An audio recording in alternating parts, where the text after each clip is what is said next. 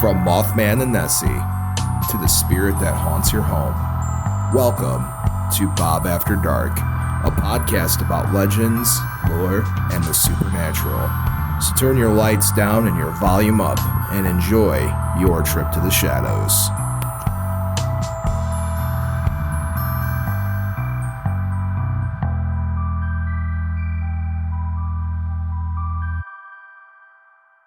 Oh, hey there, children of the night, and welcome to Bob After Dark, the show that takes you into the shadows and goes and says hello everything that goes bump in the night.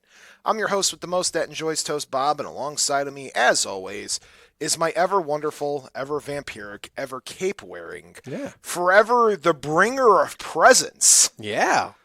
Count Santa Panic himself. How's it going, Bob? Bob, I'm waiting for the video portion, so hopefully this is audio only. So this is audio only. Nobody knows if I'm wearing a cape or not. You're not. So tonight's a podcast exclusive.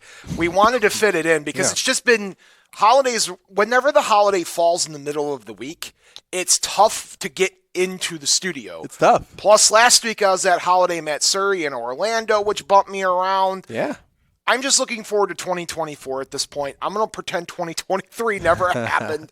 Just like I'm going to pretend 2022 never happened. Or 2021. Or 2020. No, I like 2021. That was okay. Really? Yeah, that was, I think, okay. We were still in the murkiness of... yeah, that's... I don't know. 2019 maybe was our year, right? Something like that. But we are here, Bob. We are here, and it's awesome. And because it's a podcast exclusive, it's a little bit more relaxed because we don't have FCC regulations, time regulations. Hell no. We still have to behave because we are a family-friendly podcast. Okay. I said, well, at least I said... You said hell, which is fine. I could say that on air. But outside of that, we're still a family-friendly show, but we just take it easy and we're a little bit more relaxed than normal. Yeah, sure. So, Count, it's nice to be back. I hope you had a good holiday. Did you have a good Christmas? The solstice, yes. The veil is thickening once again. Yes. But as we head into the new year, approaching the new year here, depending on when you listen to this, it's full speed ahead. So I got an interesting thing to tell you about my holiday if you're interested. Yeah, what'd you do? So Christmas Eve, I literally got home Christmas Eve at 3 o'clock in the morning from Orlando. Orlando, yeah. Yeah, so I went to sleep. I woke up at 7. I had to help Mom get some grocery shopping done, and we got some other things taken care of, and had to finish up my Christmas shopping because, of course, time just wasn't on my side this month. It's been a really rough month to get just my breath. So we went out Christmas Eve, went through the entire day. We had Olive Garden for dinner, which was really good until I almost died of choking on a breadstick. It happens. Real story. And my poor mother, she's not good in a stressful situation like an emergency. No. She was just like, "Are you okay?" And I'm like, I'm trying to tell her, "No, I'm not." And she's like, "Go to the bathroom." Yeah. "No, I'm choking. Please give me the Heimlich."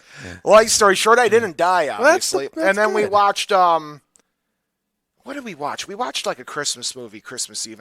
We watched Die Hard. That is a Christmas Yeah, we did. movie. We watched Die Hard, Yeah. and we watched Opus and the A Wish for Wings. Opus based on the Bloom County comic strip back in the 80s and early 90s. Yeah. Starring Opus the Penguin and Billy the Cat, but I digress. I was a big fan of that stuff. And so we watched that. We watched Die Hard. So it was a good Christmas night. And Christmas Day had my siblings over with me and Mom, and it was okay. I had really creepy 2 things that happened on Christmas Day. What happened on Christmas?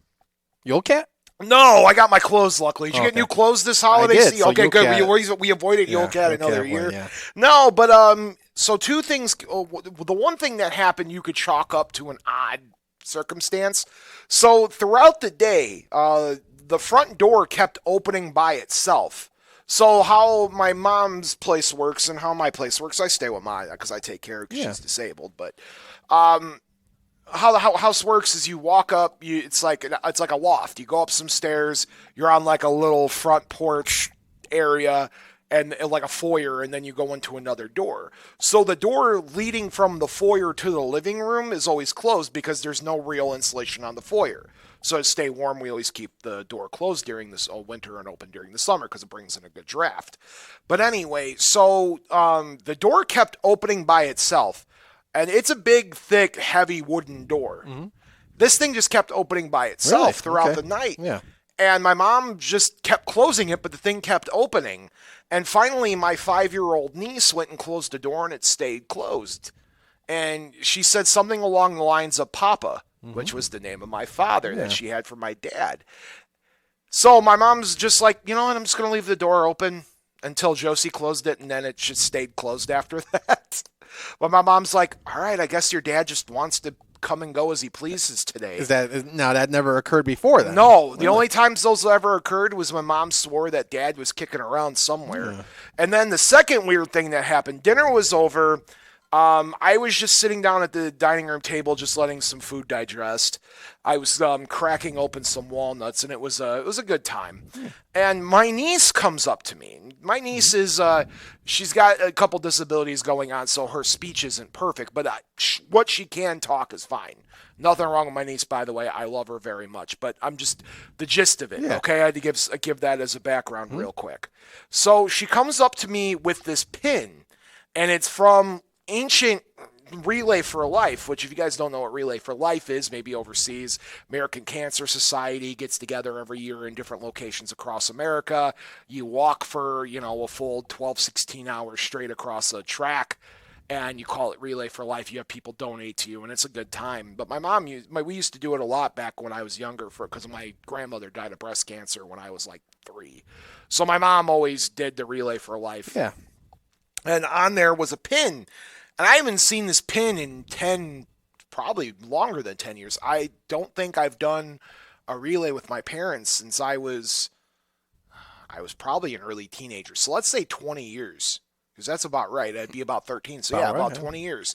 So I haven't seen this pin in 20 years. And my niece comes up to me with this pin, and she sets it down next to me. And she looks at me and says, "Hi." She's dead, and she says, "Hi." Interesting. Yeah, I was like, all right. But who was it? The picture of my grandmother. Okay. And my grandmother, like I said, I wasn't necessarily close with her because I was 3. I don't remember her at all. But I sat there and I stared at her, and I'm like, oh, okay, I guess it just runs in the family, I guess. It didn't weird me out at all. I told my mom, and she's like, my mom was a little bit more grumpy about it than anybody. But yeah, that's a thing. Too menacing or anything like that. No, but it was just, when it's one of those things. But I thought of you when it happened because it's, we always talk about the veil being thinned or thick or, anything along them lines. And in this case, she just happened to have like a thing. I mean, yeah. I mean, and then, they always say certain people are more kids are typically more susceptible to the spirits than we are, and pets I don't know too. why. Pets are super sensitive. They say dogs and cats could just, when you see them lingering off into the corner, that means that there specifically might be cats. I swear to you, cats have a sixth sense constantly. They know what's going on. Anywho, so that was my Christmas. Spooky. I had a good time though. It was okay, I suppose. And now my best Christmas gift of all is being here in the studio with you, Barry. There you go. How about that? Did you ever bring me my present, by the way? I got to do it on camera. I'm giving you crap, by the way. That's a joke. I do have it, but I got to get it on camera. The present I get from you is the fact that the presence of you is my gift. And I mean that sincerely. I don't mean that as a joke. Well, thank you, Bob. You're a great producer. I don't know how I would do the show without you. But this is also the show this show is the gift that keeps on giving. It is the show that keeps on giving all year round. Yeah. People wait. Yes. So because this is a podcast episode, I'm only going to say if this is your first time ever listening to Bob After Dark, we are your weekly-ish show where we talk about legends, lore, and the supernatural, things that go bump in the night, lights in the sky, weird cryptid stories, and of course, Count Panic's favorite Christmas present he ever opened up. Oh man, Bob, jeez. I remember being very excited for a Game Boy Advance back in the early days.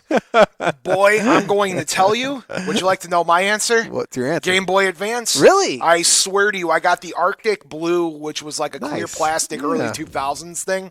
I got the Arctic Blue Game Boy Advance, some games, and the gripper for the Game Boy Advance. And I remember that was my...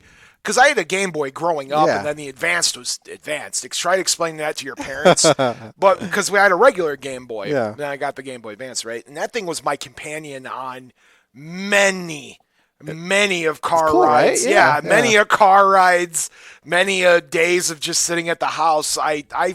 I miss my Game Boy Advance 100%. Then you go to the store and get some new games. Yeah, exactly. I did. I think I couldn't tell you what my first round of game. I could tell you the Super Mario World port of Game Boy Advance was my favorite. So we're going to share the same answer for once. Yeah, how about that? Yeah, so typically in the show, we split the show into two parts. The first part of the show is where we talk about the weird, spooky news of the week.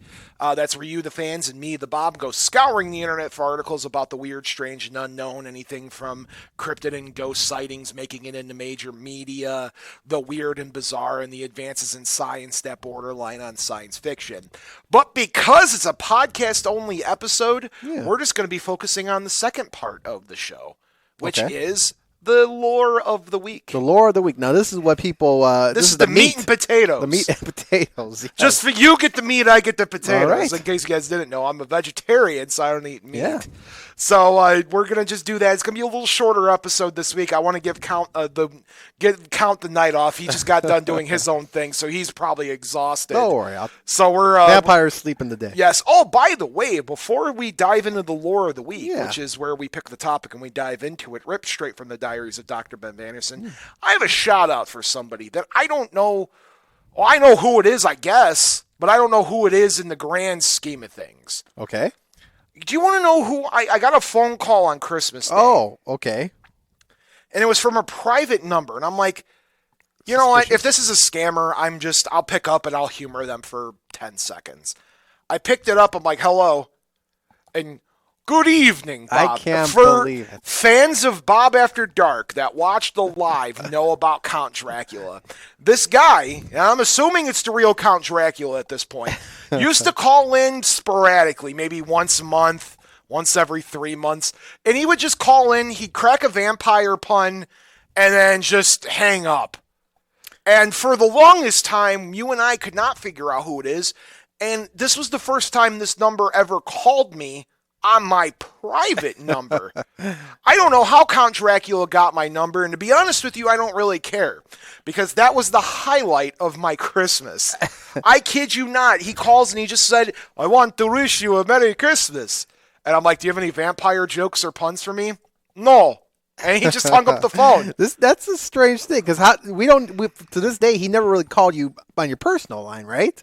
No, he called the defunct Bob After Dark hotline, which I want to relaunch, by the way. Oh, so that's the number he dialed in on. Yeah, but he called me on my private number. Interesting. That only people I know get. Not everybody gets the Bob After Dark personal phone number to call and chat with. That's reserved for very limited people. I don't even add people to my private Facebook anymore.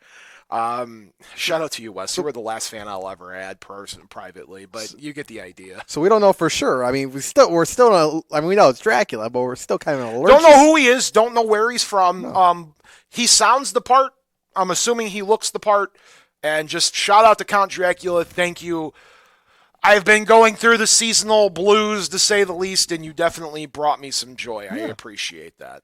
Well, it's good. It's been a while since we heard from. It's been a hot minute since I've heard from Count. So it was, well over a year, right? Absolutely. Do you know who Count Dracula is? I do not. I texted you. I was like, "Panic Merry Christmas! You won't believe." I said, "Yeah, who do you?" But he's called in here once or twice. Yes, he's called in several times here. Yeah. I remember one time Steve was here, and I just lost, because I can't keep a straight face when I talk to this guy. No. Because it's hilarious. He is the most stereotypical correct Dracula you'll ever find. Mm-hmm. He's Dracula. There's nobody else. Yes. Well, that's great. Hopefully it's good to see he's out there still. Absolutely. All right, Count. So without further ado, are you ready to dive into the lore of the week? Yeah, let's dive in. Okay, so this week we are going to be talking about a winged creature of the northeast known as the Snallygaster. The Snallygaster. Snallygaster. Okay. The Snallygaster. It's fun to say. Yes. So according to Legends of America, for centuries, a long, large, winged beast known as the Snallygaster is said to have terrified the people of Frederick County, Maryland. The dragon-like beast is described as a half-reptile and half-bird living in South Mountain caves. The mysterious creature is said to swoop silently down from the sky, stealing farm animals and children from the unsuspecting farm folk. And a lot of folk believe it's real. The area was settled by German immigrants beginning in the 1730s who called the creature a Snallygaster, meaning quick spirit in German. I'm able to remember. I could do that one, of course. Any other time. Give me a Spanish word, can't do it. I can do the Snallygaster. That's about it. Anyway, meaning quick spirit in German. The earliest folklore mixes the half-bird features with the nightmarish features of a dragon and ghouls. Other descriptions describe the beast as a half-reptile, half-bird, with a metallic-like beak lined with razor-sharp teeth. Sometimes it is described as having octopus-like tentacles, and the earliest stories claim that this monster sucked the blood of its victims. The Snallygaster has one widely known enemy known as the Dwayo, D-W-A-Y-Y-O. The Dwayo is reported to be a mammal biped, meaning it walks on two legs, with features similar to a wolf, but the stature of a human. The particular creature in the Snallygaster have reportedly had vicious encounters dating back to the earliest settlement of Middletown Valley. For years, the Snallygaster lived only on the pages of folklore until 1909, when the stories of the beast began to appear in newspapers. Encounters between local residents and the winged creature in February and March of 1909 described it as having enormous wings, a long pointed bill, claws like steel hooks, and an eye in the center of its forehead. Further, it is said to make screeches like a locomotive whistle. That's loud. Yeah. In February 1909, a February 1909 article claimed that a man had been seized by the winged creature, which possessed to sink its teeth into his jugular and drain the body of its blood before dropping it along the hillside, making it more of a vampiric creature versus a cannibal. Vampiric obviously meaning it drinks the blood but leaves the meat behind. The story was carried prominently in Middletown, Maryland's Valley Register and soon spread far and wide, so much that the Smithsonian Institute offered a reward for its hide. Now, this is the crazy part, and this is why I picked this story initially to finish out the 2023 year, because this is the craziest part. You ready? Yeah. U.S. President Theodore Roosevelt reportedly considered postponing an international trip of diplomacy to hunt the beast personally to prove a point. Really? Yes. So he put everything on hold. Theodore Roosevelt. Now, the story says it's supposedly, but if you guys know who Theodore Roosevelt is, maybe some of the younger listeners don't understand, like that president, or people overseas didn't understand. Teddy Roosevelt was the guy.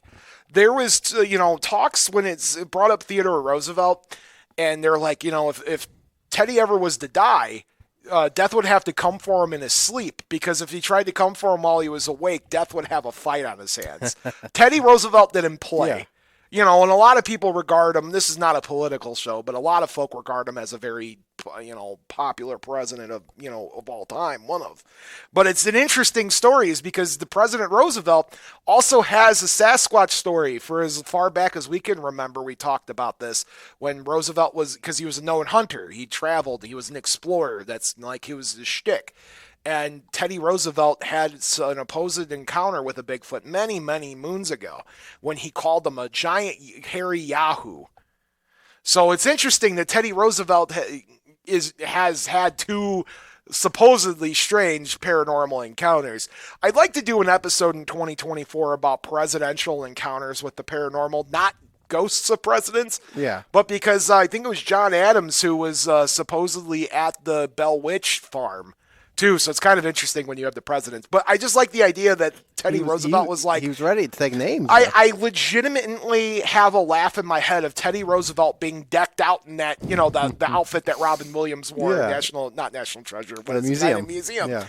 I just imagine him being in this outfit with this ridiculously comically large, like, hunting rifle of, like, the early 1900s.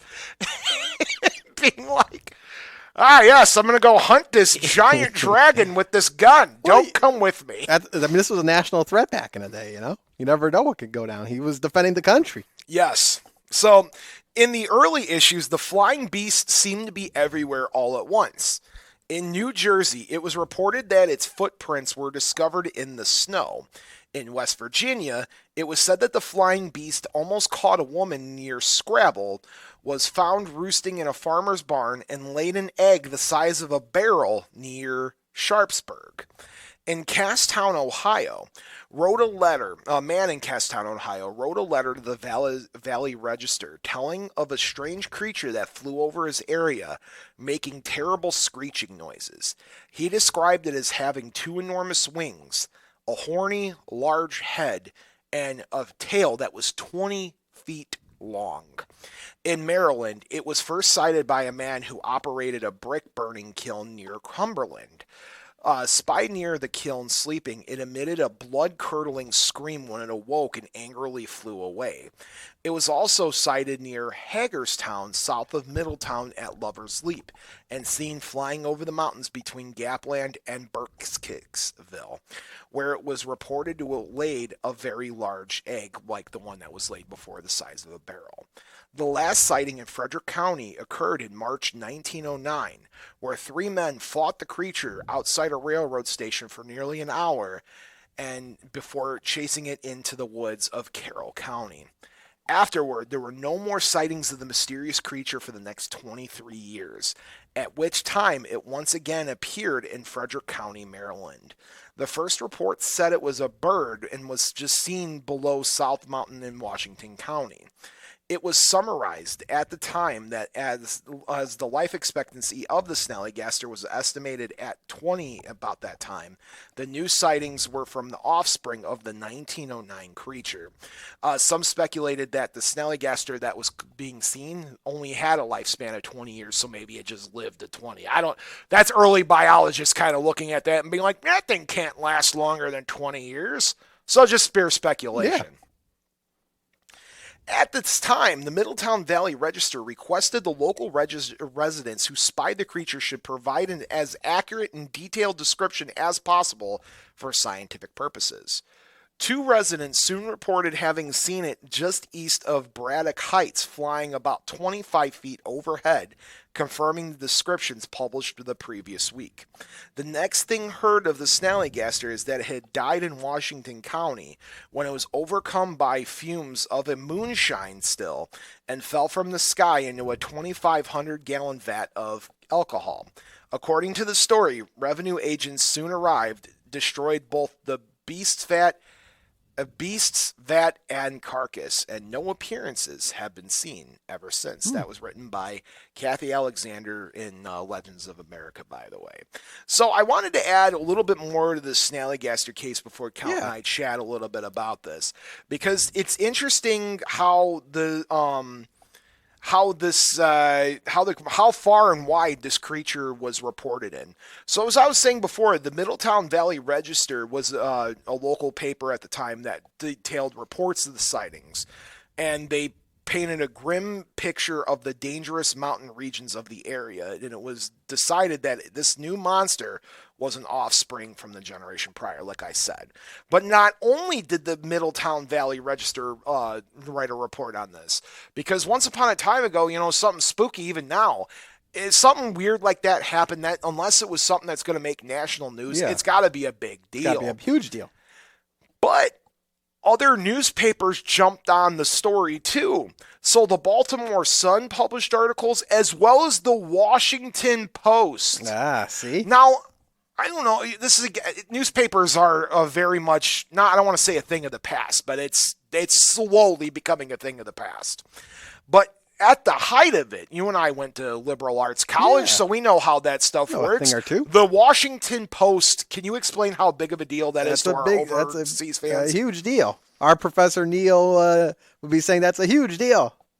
Yes, it's one of the three biggest newspapers in the country. Even now, New York Times, the Washington Post, and the Wall Street Journal, I would say, are probably the three biggest newspapers that are still around to this day. But interesting stuff nonetheless.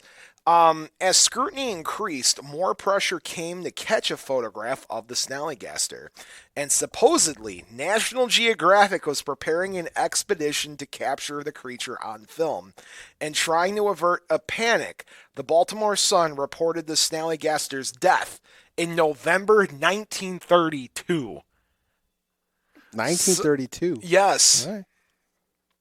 So a shadowy photo of a dead creature accompanied a questionable account of how it had drowned in the vat of whiskey like we were talking about before on a Baltimore County farm.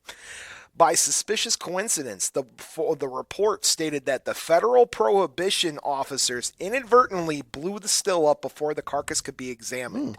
And yet another so-called coincidence, prohibition ended just a short time later, and in resulting celebration, the Snallygaster incident seemed to be a foggy post-hangover delirium. And that, my friends, is the story of the Snallygaster. Now, Count Panic. Yeah. You have several things to unwind there, so Yeah. Fill me in what you got going on. Well, I mean, there. the fact that this was such a big deal. I mean, this again, there's cryptids or whatever you want to call them that they go around and there's really no national attention whatsoever. But this had the papers, the biggest papers in America. This had the president going after it. I mean, this is something that dates back quite a bit of time in history that you don't really hear about, really, along the lines of, say, a Sasquatch or a Nessie or things of that nature. No, this thing is not as popular. No. As far as, like, the cryptids go, this thing is not popular at all, but it is literally the most terrifying, in my opinion. It's a giant Cthulhu-looking dragon creature that flies around and takes kids. Teddy Roosevelt got so mad that he decided to go after it himself. Yeah, well, and that's the thing. You don't see presidents going after cryptids too much, but when they're trying to attack our country, I guess you gotta do something. Yes. Okay, so I gotta ask you, Yeah. and this is a legitimate question. I want a legitimate answer sure. to.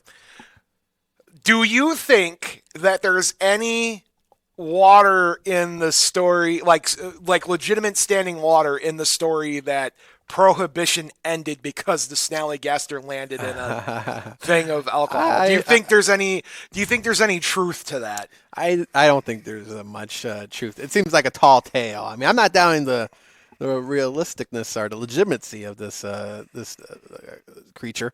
I just don't think maybe that part is necessarily all true. Why do you think so? It's an interesting story.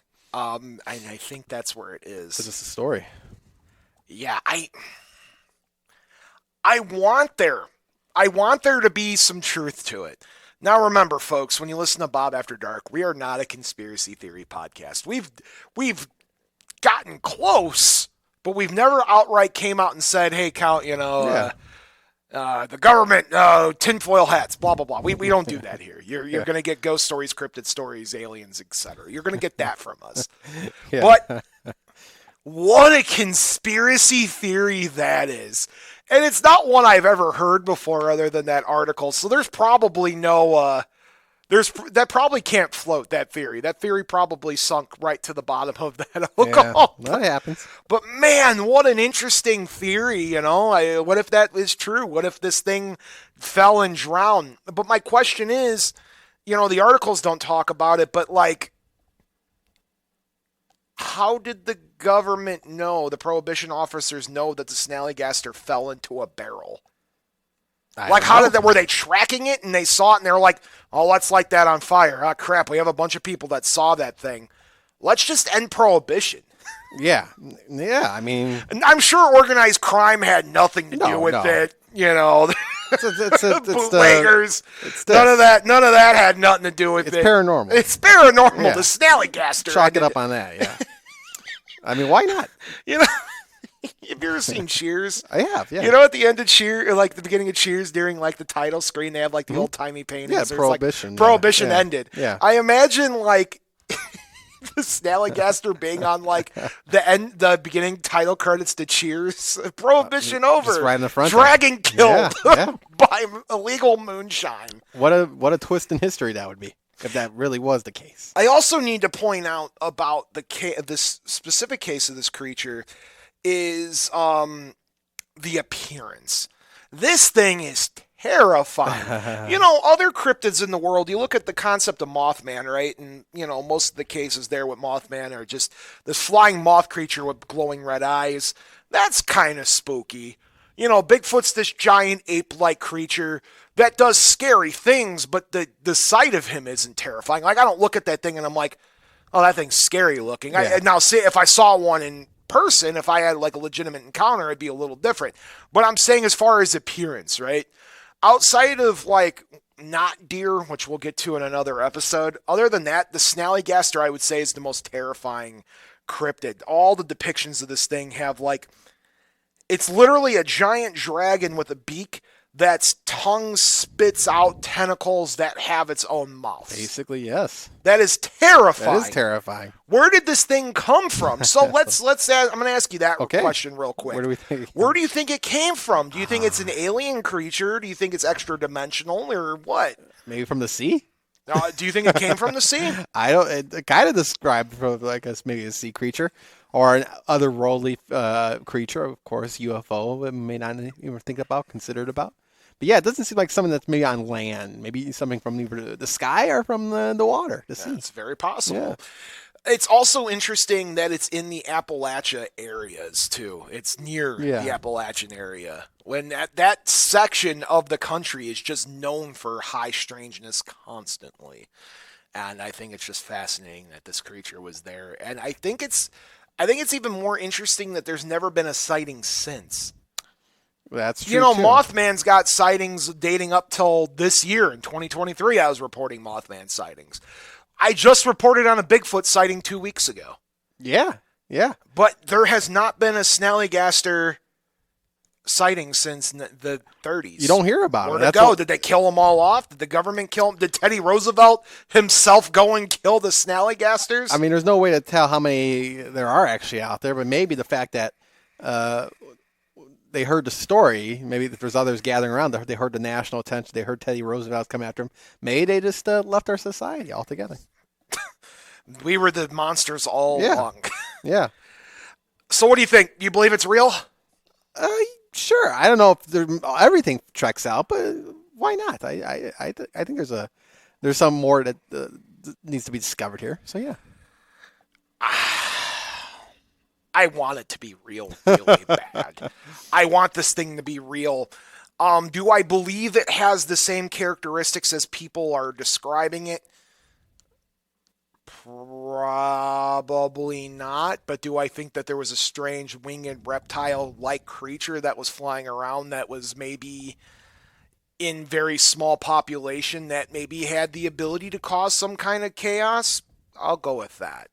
But do I believe that this thing's got tentacle tongues with other mouths and supernatural abilities? I don't know. That's a tough one. I've never seen, usually in stories like this with the Snallygaster, usually it's a straight from mythology creature. Like you look at Medusa or something like that. I'm going on a whim and saying that there's probably no such thing as a Medusa. With the snakes and the hair and all of that. Yeah.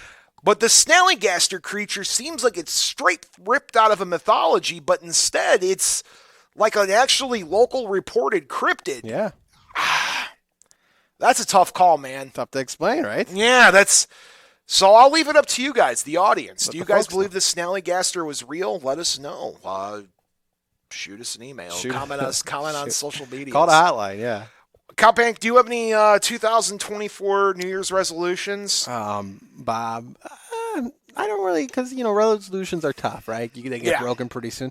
Just continue on every day being the best account possible, and here's the bright future. Full speed ahead 2024. And I do believe we should be we'll be returned, back next week. Tuesday. Yes, because New Year's Day is Monday. Station was shut down the day after Christmas. Now we're back on a normal schedule until something else happens. Yeah. But I don't know. Same question for me. I lost 50 pounds this year. Well, hey, how about that? But, let's see here. What other things happened? I had a heart attack. Wow. I missed like half of my episodes this year because of health-related issues. That was cool. Stress, depression.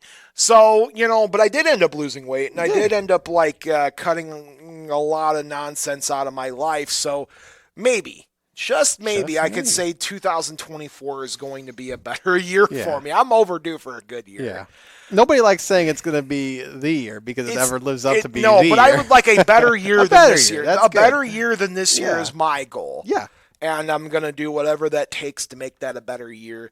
And ultimately, I just want to be a better host for Bob After Dark. I legitimately want to be a better host. I would say that's probably my top priority, is get my priorities back in line.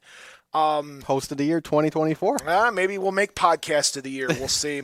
Are there award shows? We got to find one. There are podcast awards, but we don't stand a chance. Yeah, we never We're say that. We're not bringing in Joe Rogan experience numbers by any means. But I want to say it's been a pleasure sitting with you throughout the 2023 year, and I look forward to sitting down here with you through 2024. I'll see you next year, Bob. I'll see you next year. Do you have any final words to the audience? For those that no, that's your final words to the audience. Yeah. Everybody have a very happy and safe New Year's and have fun. I will say to end this, obviously my normal everybody good night and sweet dreams. To Mom, good night. I love you. To Dad, wherever you are in the universe, I hope you're happy and comfortable. And to Tiff, no matter where you are on the planet, I hope you have the sweetest dreams of them all. Everybody, I just want to say, and to all acquaintance be forgot. How's that song go? All Lang Syne. All Lang Syne. All Yeah, Lang Syne. Syne. May all acquaintance be forgot. Because of all Lang Syne. It's a good one. There you go. We did it. Good night, everybody.